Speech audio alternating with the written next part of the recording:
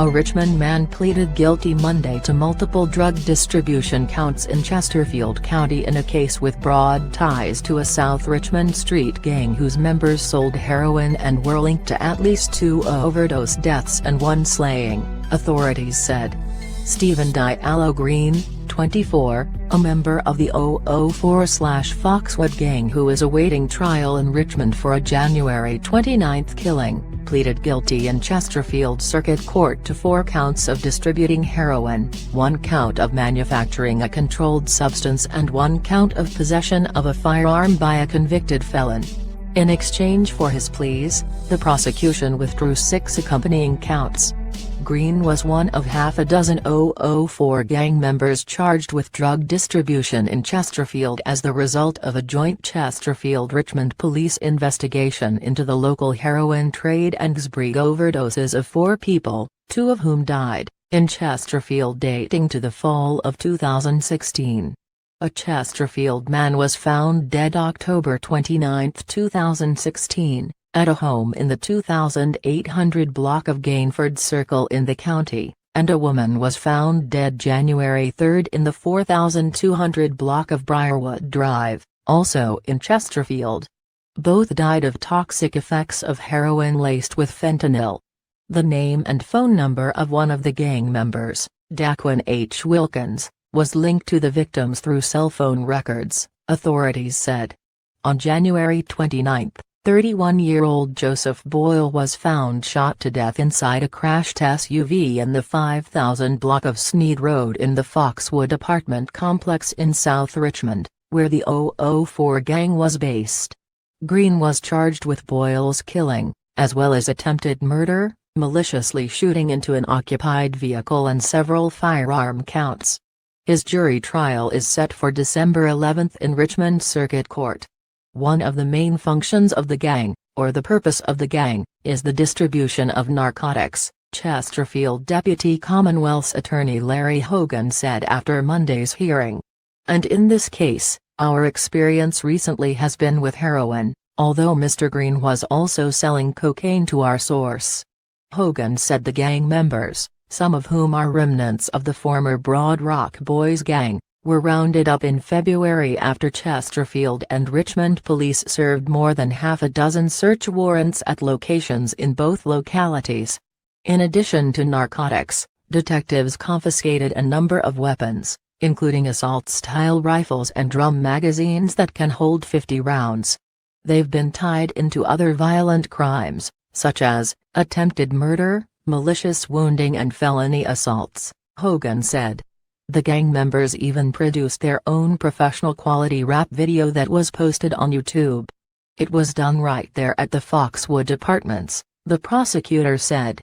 Authorities said the other gang members charged in Chesterfield include Daquan H. Wilkins, 28, who pleaded guilty September 27 to distribution of heroin as a third offense and criminal gang participation. He was sentenced to 50 years in prison with 40 suspended. Anthony T. Code, 28, who pleaded guilty August 29 to 2 counts of distributing a controlled substance and 1 count of criminal gang participation. He was sentenced to 60 years in prison with all but 3 years suspended.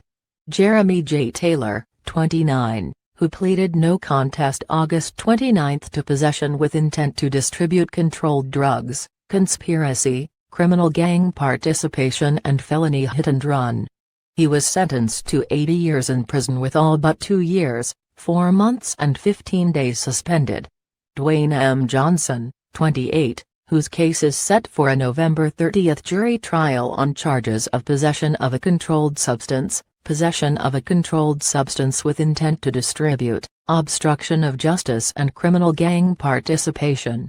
Robert L. Langston, 24, who pleaded guilty May 30 to possession of marijuana as a second offense and was sentenced to 12 months in jail with 11 suspended. In Richmond, Langston faces charges of possession of heroin, possession of cocaine, 2 counts of possession of a firearm while in possession of controlled substances and possession of a gun by a convicted felon. Evidence in the case was presented in Richmond Circuit Court on Monday, but a decision was withheld until November 16. In the Green case in Chesterfield, Hogan told the court in a summary of evidence that Green became a suspect after police on January 4 discovered a man and a woman had overdosed on heroin inside a home on Beaufort Road. After recovering, the victims provided investigators with a phone number and an address on Sneed Road in Richmond, where they obtained their drugs. That led to a confidential police informant contacting Green to buy heroin. They met January 6 at the Red Robin restaurant at Chesterfield Town Centre and completed a breed transaction that was recorded on a cell phone camera by undercover detectives, Hogan said. Another controlled drug buy with Green was conducted January 10 at a Waffle House in Chesterfield, and on January 12 and January 19 at the same Red Robin restaurant. In each case, Green sold the informant a gram or less of heroin for about $100. At one point following Green's arrest, and after police searched his vehicle and found a 9mm pistol and 2 magazines with ammunition, a Richmond detective asked him if the weapon had been used in the January 29 fatal shooting in Richmond.